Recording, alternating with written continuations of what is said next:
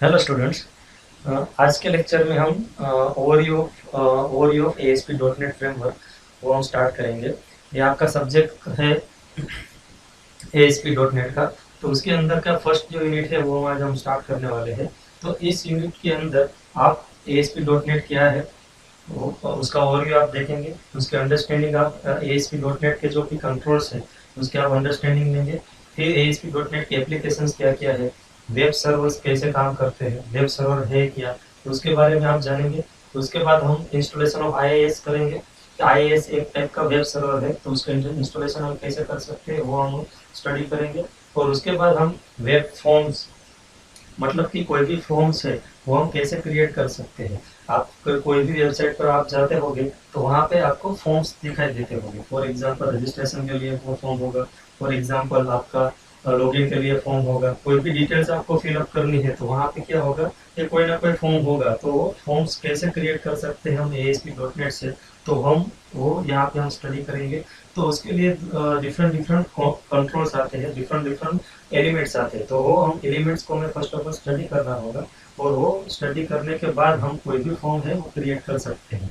तो कौन कौन से फॉर्म्स हमें हम स्टडी करना है, तो उसमें हम फॉर्म बटन्स देखेंगे, टेक्स्ट बॉक्स देखेंगे, लेबल्स देखेंगे, चेक बॉक्स कैसे क्रिएट कर सकते हैं, वीडियो बटन्स कैसे क्रिएट कर सकते हैं, लिस्ट बॉक्स कैसे क्रिएट कर सकते हैं। तो वो ये सब हम जो भी कंट्रोल्स है वो हम स्टडी करेंगे, और उसके हिसाब से हम कोई प्रैक्टिकल हम क्रिएट करेंगे कि उसके ये सभी कंट्रोल्स आ जाएंगे उसमें, और एक टाइप का फॉर्म हम क्रिएट कर सकते हैं।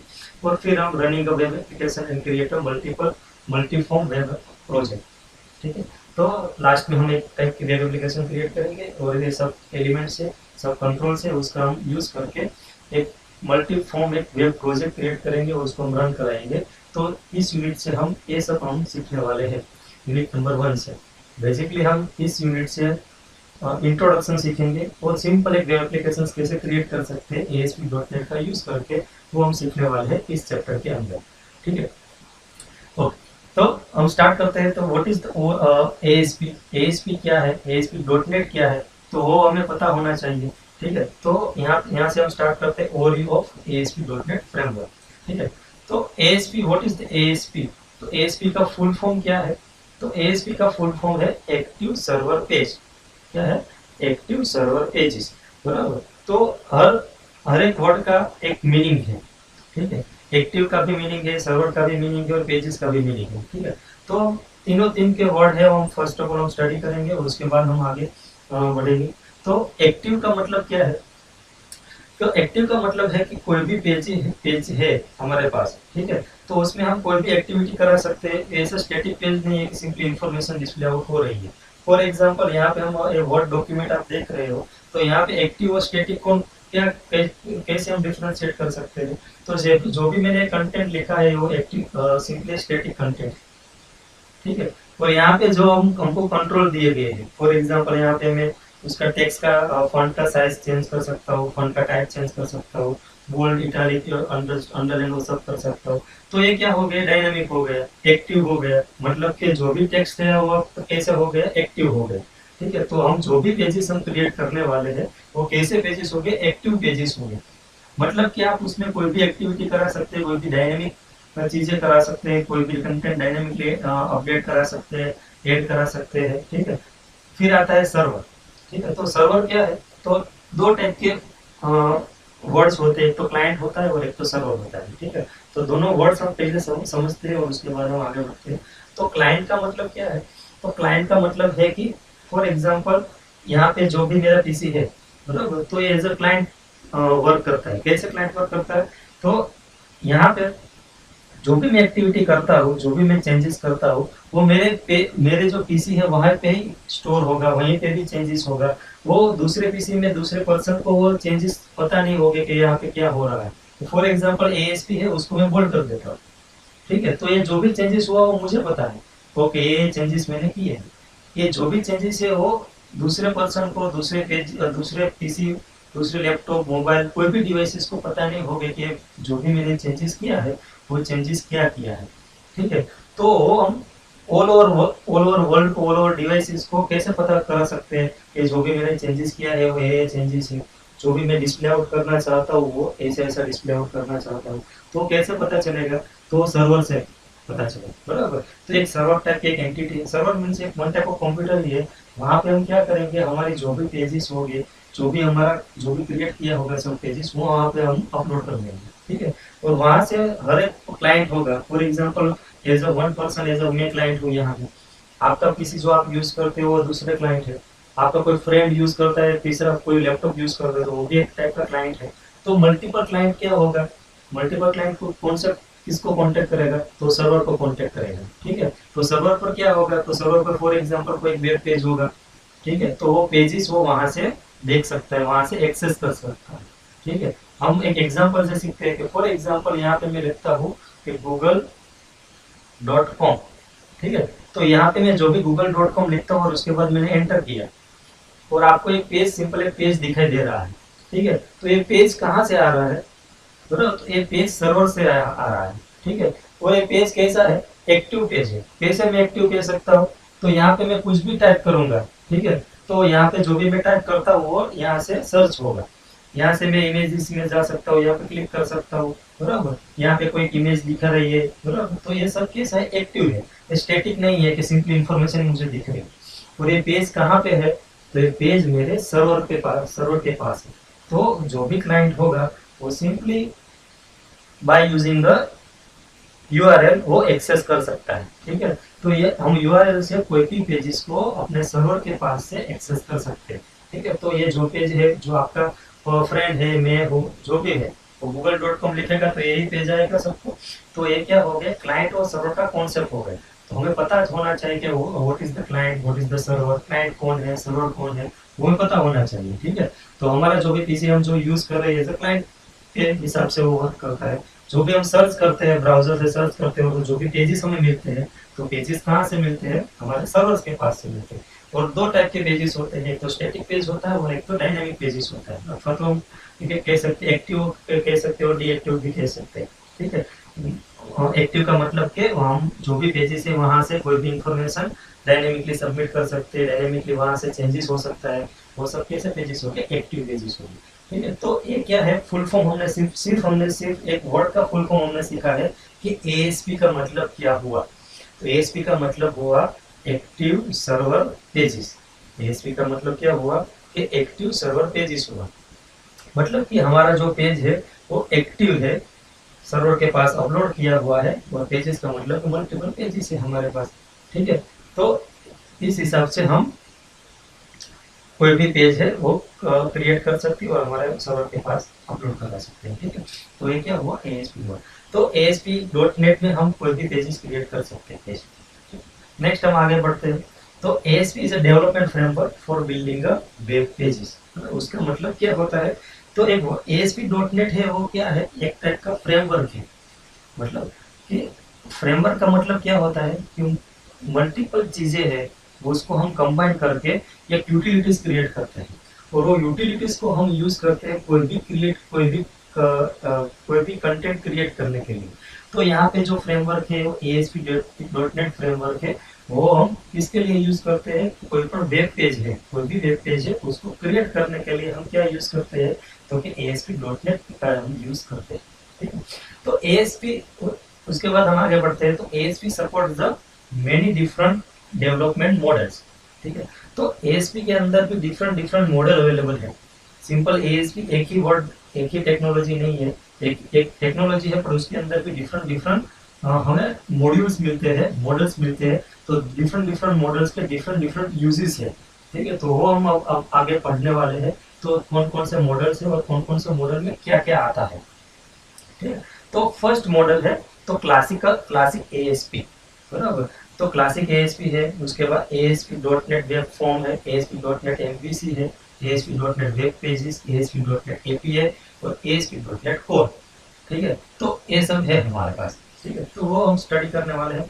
तो उसके पहले हम देखते हैं कि द ASP टेक्नोलॉजी, यहाँ पे क्या लिखा है, द ASP टेक्नोलॉजी लिखा है। तो ASP और ASP.NEट are server side technologies. ASP और ASP.NEट क्या है, सर्वर साइड टेक्नोलॉजीज है, वो क्लाइंट साइड टेक्नोलॉजीज नहीं है। क्लाइंट साइड टेक्नोलॉजीज में क्या आता है, तो क्लाइंट साइड टेक्नोलॉजीज में आता है फॉर एग्जांपल जावास्क्रिप्ट हम यूज करते हैं, फॉर एग्जांपल एचटीएमएल हम यूज करते हैं, सीएसएस यूज करते हैं, तो वो सब क्या है, तो क्लाइंट साइड टेक्नोलॉजी से। एएसपी और एएसपी डॉट नेट क्या है, सर्वर साइड टेक्नोलॉजी से। अब सर्वर साइड टेक्नोलॉजी क्यों है, क्योंकि कि हम जो भी वेब पेज हम बनाने वाले हैं वो वेब पेज रन कहाँ पे होगा, वो वेब पेज रन होगा सर्वर के साइड, बराबर। तो सर्वर उसको एग्जीक्यूट करेगा, इसलिए हम उसके कहते हैं सर्वर साइड टेक्नोलॉजी। अगर वो क्लाइंट एग्जीक्यूट कर रहा होता तो हम क्या कहते हैं, उसको सिंपल क्लाइंट साइड टेक्नोलॉजी कहते हैं। ठीक है, तो हमारा जो ASP डॉट नेट है वो क्या है, सर्वर साइड टेक्नोलॉजी है। मतलब कि वो सर्वर के पास जाएगा हमारा कोड और वहां पे एग्जीक्यूशन होगा उसका। नेक्स्ट हम देखते हैं वो technology enables computer code to be executed by internet server, बराबर। तो हम दोनों में भी जो भी कोड हम लिखने वाले हैं और दोनों कोड हमारा एग्जीक्यूट होगा, कहाँ पे एग्जीक्यूट होगा, हमारा इंटरनेट सर्वर के पास आगे जाएगा और वहाँ पे क्या होगा, एग्जीक्यूट होगा। तो when a browser request ASP or ASP.NET file, then ASP engine reads the file, execute any code in the file and return the result to the browser। ठीक है, तो हमने पहले भी हमने यहाँ पे एग्जाम्पल सीखा था, बराबर। वही है, ये वही चीज है यहाँ पे हमें बता रहा है। तो क्या बता रहा है यहाँ पे, तो जो भी हम रिक्वेस्ट भेजेंगे सर्वर को, तो यहाँ पे रिक्वेस्ट क्या हमने भेजी, तो www.google.com। ठीक है, तो ये रिक्वेस्ट हमने कहाँ पे भेजी, सर्वर को भेजी। तो सर्वर क्या करेगा, google.com का जो भी पेज होगा वो पेज हमें एज अ रिस्पॉन्स हमें भेज देगा, और हमें हमारे जो भी क्लाइंट, हमारा जो मशीन है, फॉर एग्जाम्पल यहाँ पे जो मैं पीसी यूज कर रहा हूँ, तो ये मेरा क्लाइंट मशीन है, मेरा मशीन है, तो यहाँ पे वो क्या होगा, डिस्प्ले आउट होगा। तो यहाँ पे पूरी प्रोसीजर क्या हुई, तो क्लाइंट ने फर्स्ट ऑफ ऑल एक रिक्वेस्ट यूआरएल सबमिट किया विथ यूजिंग अ ब्राउजर। तो ब्राउजर के यूआरएल सेक्शन के अंदर हमने सिंपल एक लिंक के थ्रू हमने एंटर किया, और जो भी एंटर हमने किया वो रिक्वेस्ट कहाँ पे गई, हमारे सर्वर साइड गई। और सर्वर ने क्या किया, तो सर्वर के पास जो भी पेज हो मिला उसको google.com का, वो पेज हमें सिंपली हमने रिस्पॉन्स के थ्रू हमको भेज दिया। ठीक है, तो एज ए रिस्पॉन्स के हमें ये पेज हमें मिल गया और हम इसको देख सकते हैं। ठीक है, तो इस तरह से कोई भी टेक्नोलॉजी, कोई भी सर्वर से टेक्नोलॉजी है, इस तरह से वर्क करती है। फॉर एग्जाम्पल आपने कभी स्टडी किया होगा पीएचपी, तो PHP is also is one type of server side technology. तो पीएचपी में भी सेम होता है, तो एक पेज होगा PHP page, same as it is, यहाँ पे हम रिक्वेस्ट डालेंगे और सर्वर के पास से पीएचपी पेज होगा, जो भी पेज, वो पेज में जो भी कंटेंट होगा वो हमें एज अ रिस्पॉन्स के साइड हमको क्लाइंट साइड हमको वो मिल जाएगा। ठीक है, तो ऐसे क्लाइंट और सर्वर के साइड से हम वर्क कर सकते हैं। ठीक है, और एएसपी है, तो एएसपी कौन सी है, ये तो ASP is a server side technology. तो अभी कभी भी आपको इंटरव्यू में कोई भी पूछे कि एएसपी क्या है, एएसपी डॉट नेट क्या है, तो हमें सिंपली हमें बोलना है कि एएसपी और ASP dot net is a server side technology. क्यों है सर्वर साइड टेक्नोलॉजी, दूसरा क्वेश्चन हमको ये पूछे, तो हमें बोलना है कि क्योंकि जो भी हमारा जो भी कोड है, जो भी हम कोड करेंगे, कोड लिखेंगे, वो सब कोड कहाँ पे एग्जीक्यूट होगा, हमारे सर्वर साइड एग्जीक्यूट होगा। इसलिए हम क्या बोल सकते हैं, एएसपी और एएसपी डॉट नेट है वो क्या है, वो सर्वर साइड टेक्नोलॉजी से। ओके, नेक्स्ट हम देखेंगे, बराबर। तो नेक्स्ट अब हमें क्या स्टडी करना है, तो जो भी डिफरेंट मॉडल है एएसपी के, तो वो हमें स्टडी करना है। तो फर्स्ट मॉडल हम स्टडी करेंगे क्लासिक एएसपी, बराबर। तो क्लासिक एएसपी है, बराबर। तो classic ASP is active server pages. तो जो भी हम एएसपी लिखते हैं, सिंपल एएसपी लिखते हैं, तो वो क्या है, तो वो है क्लासिक एएसपी। ठीक है, और अब यहाँ पे थोड़ी उसकी हिस्ट्री आएगी, कैसे हम फाइल को सेव करेंगे, उसका एक्सटेंशन क्या है, तो वो हम यहाँ पे स्टडी करेंगे। ठीक है, तो आपको यहाँ पे ध्यान देना है कि क्या क्या आ रहा है यहाँ पे। ठीक है, तो क्लासिक एएसपी में हमें क्या आ रहा है, तो क्लासिक एएसपी, जो भी हम एएसपी सिंपल बोल रहे हैं, यहाँ पे मैंने सिंपली बोला कि एएसपी, बराबर। तो एएसपी मतलब के क्लासिक एएसपी। ठीक है, वो इंट्रोड्यूस कब हुआ था, तो 1998 में इंट्रोड्यूस हुआ था। किसने इंट्रोड्यूस किया था, तो माइक्रोसॉफ्ट ने इंट्रोड्यूस किया था as a server side scripting language के रूप में। ठीक है, तो माइक्रोसॉफ्ट है और उसका ओनर है, तो उसने as a server side scripting language create की और उसने 1998 में उसको पब्लिश किया। उसका शॉर्ट फॉर्म हम कह सकते हैं क्लासिक एएसपी। ठीक है, और हम जो भी फाइल होगी यहाँ पे, वो फाइल हम कैसे सेव करनी है, हमें जो भी क्लासिक एएसपी की जो भी फाइल होगी, तो हमें कैसे सेव करनी है, तो हमें उसके .asp से हमें उसको सेव करनी है। ठीक है। तो जो भी फाइल होगी हमारी वो .esp से हमारी सेव होगी, ठीक है। तो ये क्या हुआ, तो क्लासिक ASP का हमने इंट्रोडक्शन देखा।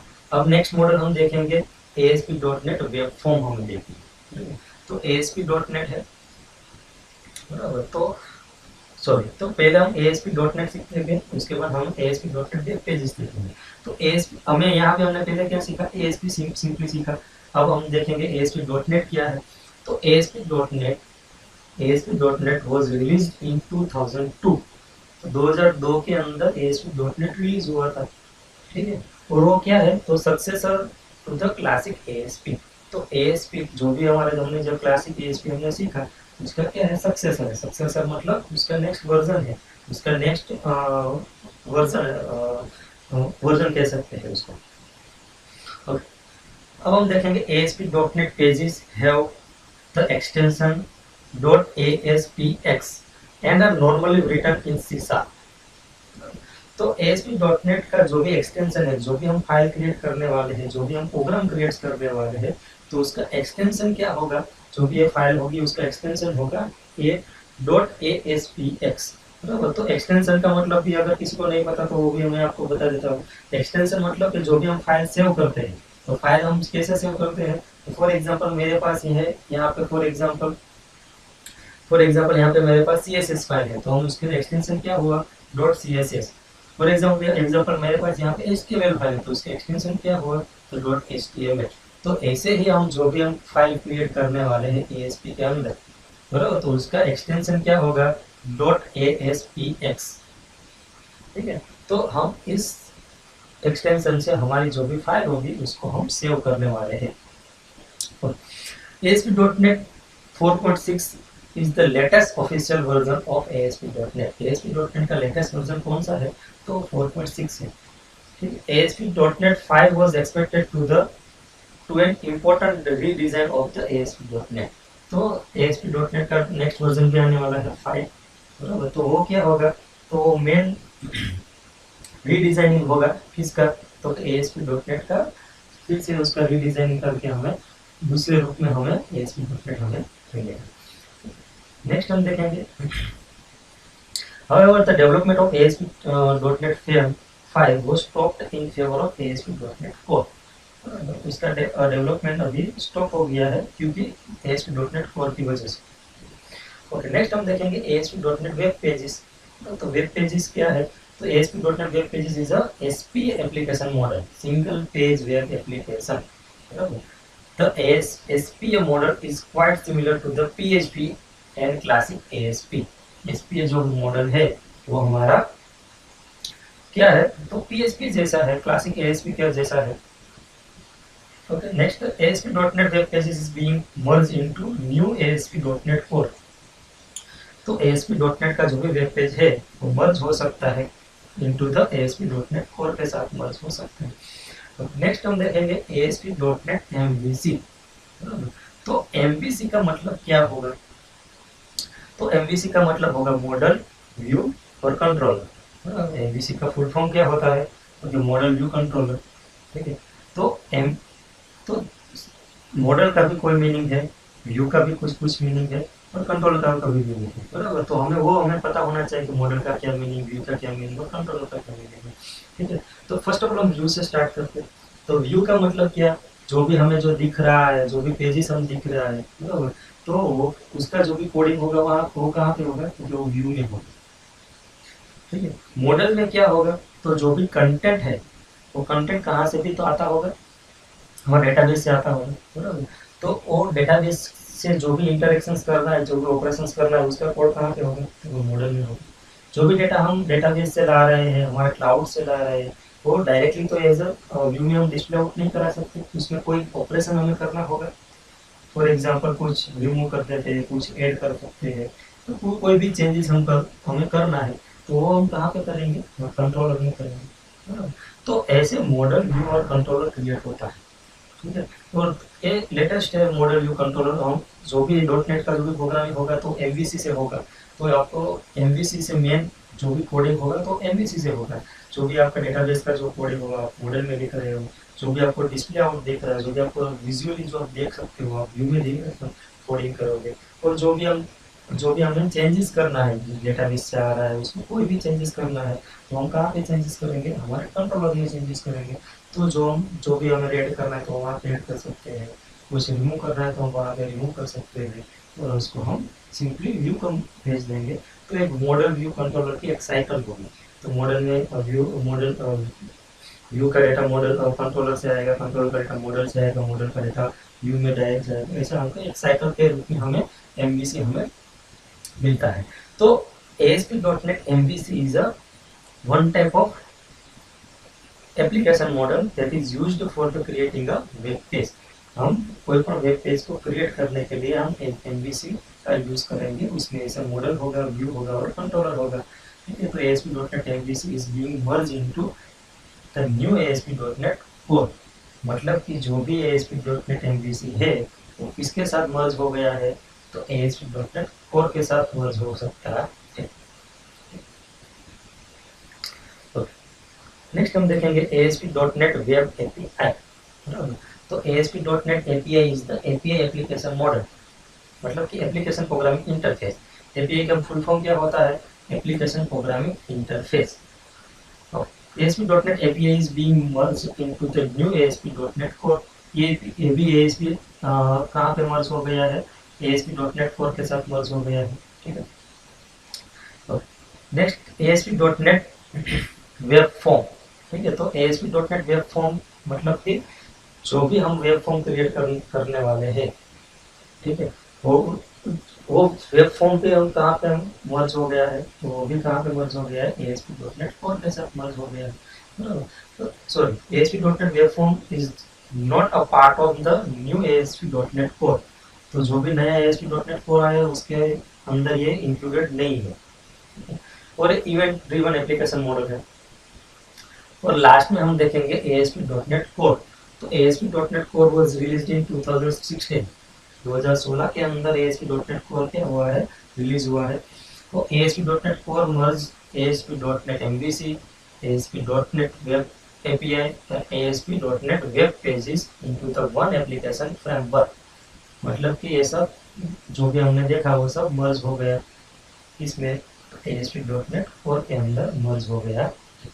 ठीक है, तो यहाँ पे हमने स्टडी किया, बेसिक हमने क्या स्टडी किया, तो यहाँ पे हमने स्टडी क्या क्या किया, तो ASP का फुल फॉर्म क्या है, बराबर, तो उसमें जो भी वर्ड हमने बोल रहे हैं, बराबर, तो उसका मीनिंग क्या होता है। फिर उसके बाद डिफरेंट डिफरेंट मॉडल्स हमने स्टडी किए, बराबर। तो जो भी मॉडल्स है तो उसका मतलब क्या होता है, क्लासिक ASP में क्या आता है, ASP.NEट वेब फॉर्म में क्या आता है, MVC का मतलब क्या होता है, डिफरेंट वेब पेजेस का मतलब क्या होता है, API का मतलब क्या होता है, और कोर कोर है तो कोर में क्या आता है, ASP.NEट कोर के अंदर क्या आता है, तो वो हमने यहाँ पे स्टडी किया। ठीक है, ओके।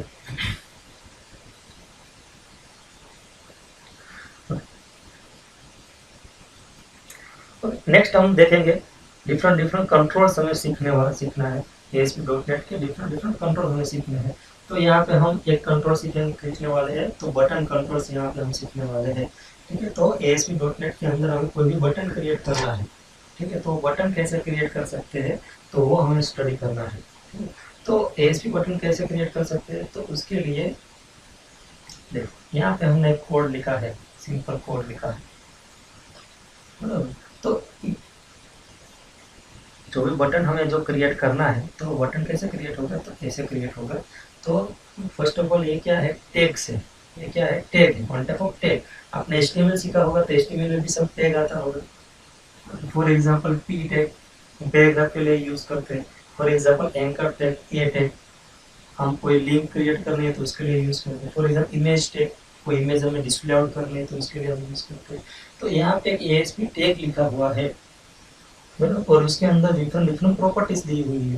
तो डिफरेंट डिफरेंट प्रॉपर्टीज को हमें स्टडी करना है, और एक किसके लिए हमें यूज करते हैं, किसके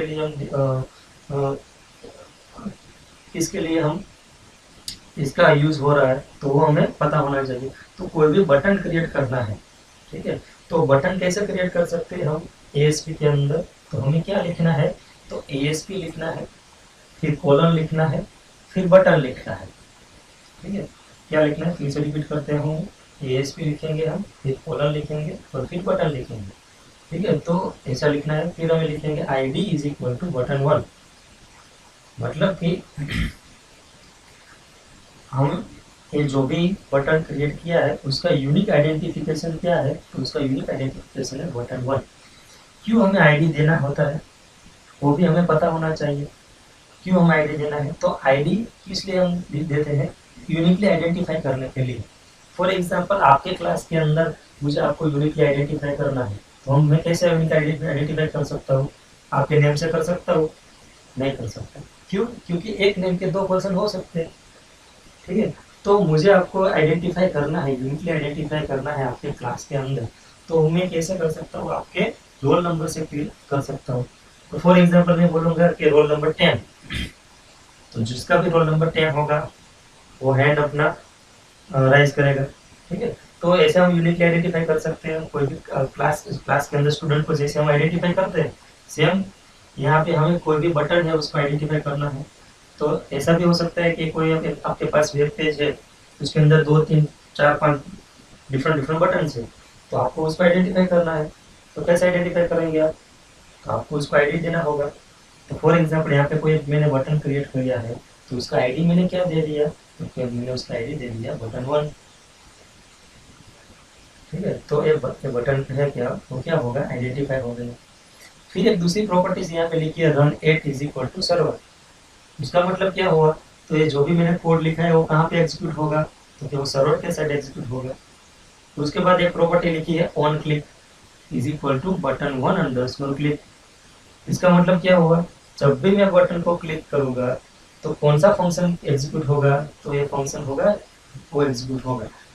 ठीक है, तो बटन 1 अंडरस्कोर क्लिक के अंदर हम कोई भी कुछ भी कोड लिखने वाले हैं, तो जब जब भी मैंने ये बटन को क्लिक करता हूँ, ठीक है, जब भी मैं बटन को सिंपली क्लिक करता हूँ, तो ये बटन 1 अंडरस्कोर क्लिक के अंदर जो भी कोड लिखा होगा वो सिंपली एग्जीक्यूट होगा। और लास्ट में प्रॉपर्टी दी हुई है text is equal to click. उसका मतलब क्या हो गया, तो जो भी हमने जो बटन क्रिएट किया उसके अंदर कुछ टेक्स्ट हमें लिखना होगा।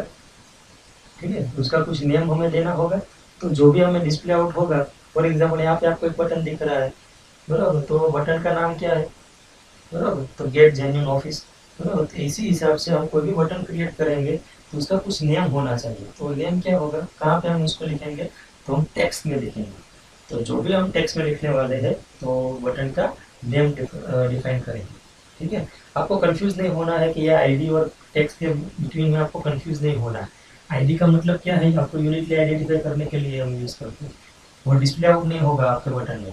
और टेक्स्ट का मतलब क्या होगा, वो डिस्प्ले आउट होगा जब भी हम अपना वेब पेज एग्जीक्यूट करेंगे, हम जब भी हमारा वेब पेज रन करेंगे तो हमें डिस्प्ले आउट होगा, ये क्लिक करके जो भी हमने लिखा है वो हमें डिस्प्ले आउट होगा। ठीक है, तो यहाँ पे हमने 3 प्रॉपर्टी सीखी बटन क्रिएट करने के लिए, एक तो ID, run at, on click और टेक्स्ट। ठीक है, और भी कई सारी प्रॉपर्टीज है यहाँ पे, बराबर। तो जब जब हम एक्स्ट्रा एक्स्ट्रा बटन्स क्रिएट करते जाएंगे, हम अपने जो भी प्रोग्राम्स है उसमें एडवांस हम आगे बढ़ते जाएंगे, उस हिसाब से हम ये सब प्रॉपर्टीज हम अपने आप से सीखते जाएंगे। तो बेसिक जो प्रॉपर्टीज है वो हमें पता होनी चाहिए। तो बेसिक कौन सी प्रॉपर्टीज है, तो बेसिक प्रॉपर्टी है ID, run at, on click और टेक्स्ट। फिर से रिपीट कर देता हूँ, आईडी यूनिकली आइडेंटिफाई करने के लिए, रन एट का मतलब कि हमारा कोड है कहाँ पे एग्जीक्यूट होगा, तो सर्वर के साथ एग्जीक्यूट होगा। ऑन क्लिक का मतलब क्या है, तो जब भी मैं क्लिक करूँगा तो कौन सी एक्शन एग्जीक्यूट होनी चाहिए वो। टेक्स्ट का मतलब क्या है, तो हमारा जो भी वेब पेज है वो जब भी रन होगा तो क्या टेक्स्ट हमें डिस्प्ले आउट होगा। ठीक है, तो टेक्स्ट यहाँ पे लिखना। तो इस हिसाब से हम कोई भी बटन है ऐसे क्रिएट कर सकते हैं, बराबर। तो बटन में भी 3 टाइप के बटन आप क्रिएट कर सकते हो। सिंपल बटन जब भी हमने लिखा है ऐसा, लिंक बटन भी क्रिएट कर सकते हो, आप इमेज बटन भी क्रिएट कर सकते हो। ठीक है, तो डिफरेंट डिफरेंट टाइप के आप बटन क्रिएट कर सकते हो। ठीक है, ओके ओके।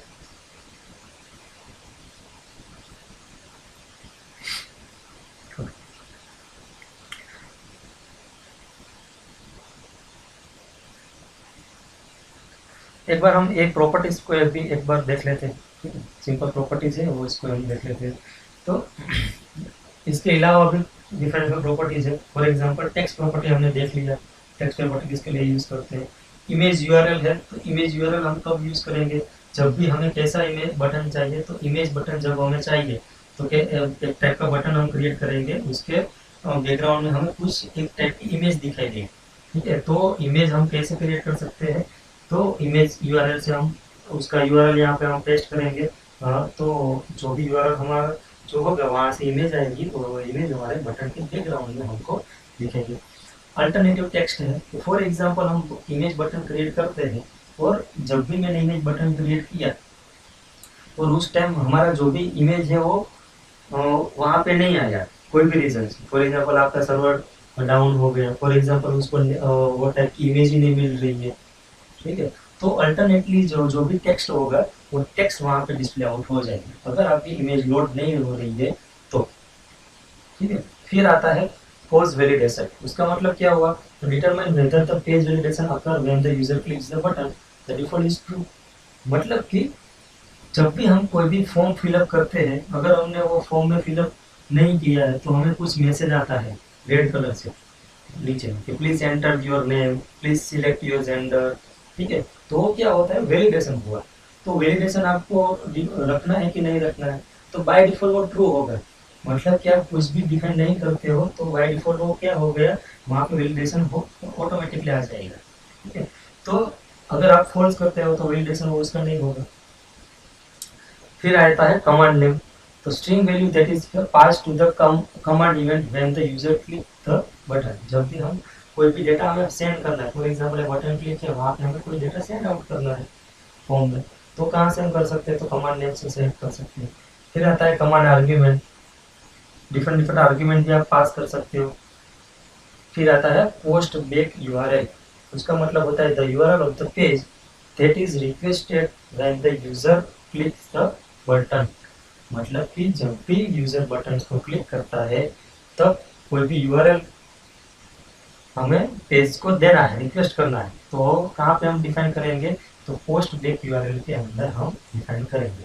तो ये हमने क्या सीखा कि कोई भी बटन क्रिएट करना है तो बटन कैसे क्रिएट कर सकते हैं, उसकी डिफरेंट प्रॉपर्टीज क्या है, तो डिफरेंट प्रॉपर्टीज का मीनिंग क्या है, ठीक है। तो ये हमारा पता चला हमें कि कैसे हम कोई भी बटन है वो कैसे हम क्रिएट कर सकते हैं और कैसे हम इसको रन कर सकते हैं, ठीक है। तो आज के लेक्चर में हमने इतना हमने स्टडी किया, ठीक है। तो फिर से एक बार मैं रिपीट कर देता हूँ हमने क्या क्या स्टडी किया। तो हमने सिंपली ASP.NET का ओवरव्यू हमने देखा, यूनिट 1 हमने स्टार्ट किया, इसमें हमने ASP.NEट का मतलब क्या होता है, मॉडल्स कौन कौन से आते हैं, डिफरेंट मॉडल पे हमें कोई भी फाइल हम क्रिएट करते हैं तो उसका एक्सटेंशन क्या आता है, ठीक है।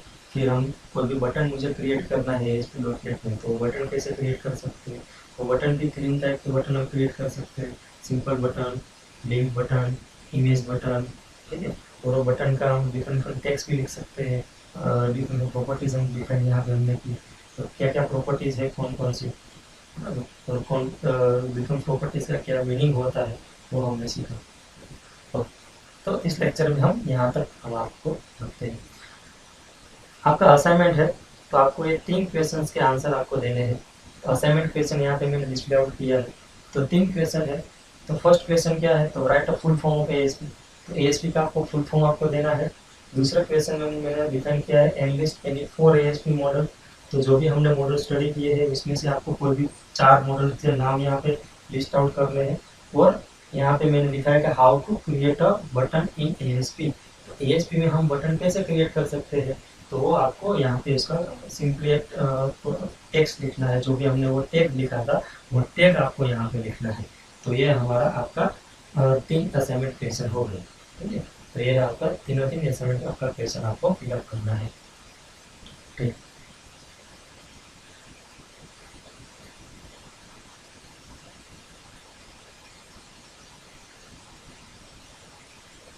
Okay, thank you all of you.